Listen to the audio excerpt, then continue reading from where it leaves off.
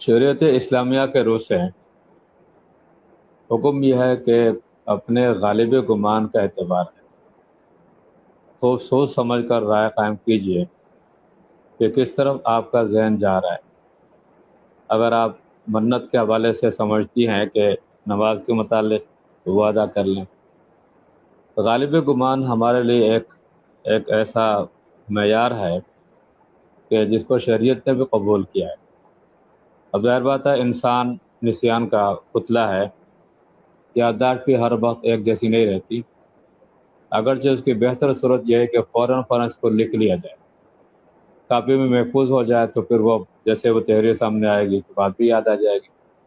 لیکن چونکہ ہر بات ہر کسی کے لیے کاغذ پینسل اور یہ لکھنا یہ آسان نہیں ہوتا، اور پھر یادداشت کی کمزوریاں بھی ہیں،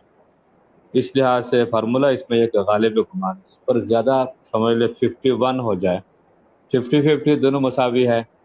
لیکن اگر 51 ہو جائے ایک طرف 51% ہو جائے تو آپ اس پر عمل کر لیں۔ اور اگر یہ بھی معیار آپ کے ذہن میں اگر نہ آتا ہوں تو پھر آپ ظاہر بات ہے کہ اگر آپ یعنی نماز بھی پڑھ سکتی ہیں اور روزے بھی رکھ سکتی ہے تو ان میں کوئی برائی نہیں ہے، بلکہ اس بہانے سے اگر کئی ساری نیکی آپ کو مل جائے تو نور علی نور ہے،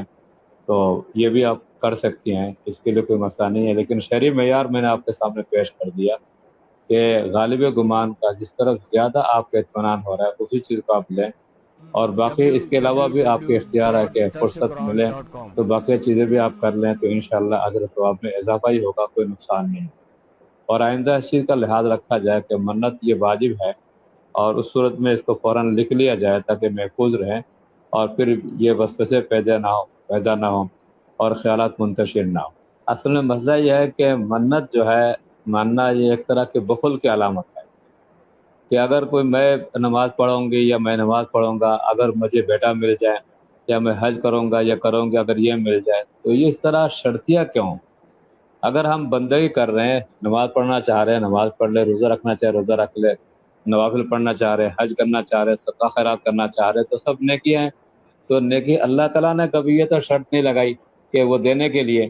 کہ بھئی یہ کرو تو یہ دیں گے، یہ کرو تو یہ دیں گے، ایسا تو نہیں ہے۔ اللہ پاک نے تو ہر چیز کے لیے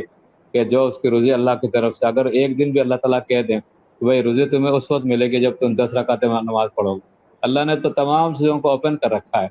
تو ہم تو اس کے بندے ہیں، تو ہم شرط کیوں لگاتے ہیں اللہ کے سامنے کہ جی اگر آپ نے یہ مجھے بیٹے عطا فرمائے یا مجھے مال دیا یا فلاں خوشی مجھے مل گئی تو میں یہ کروں گا یہ کروں گی، یہ نہیں ہونا چاہیے، بخل کی علامت ہے۔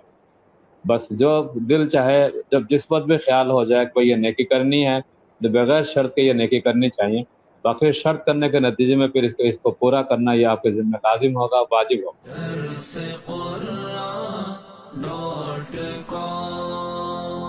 www.darsequran.com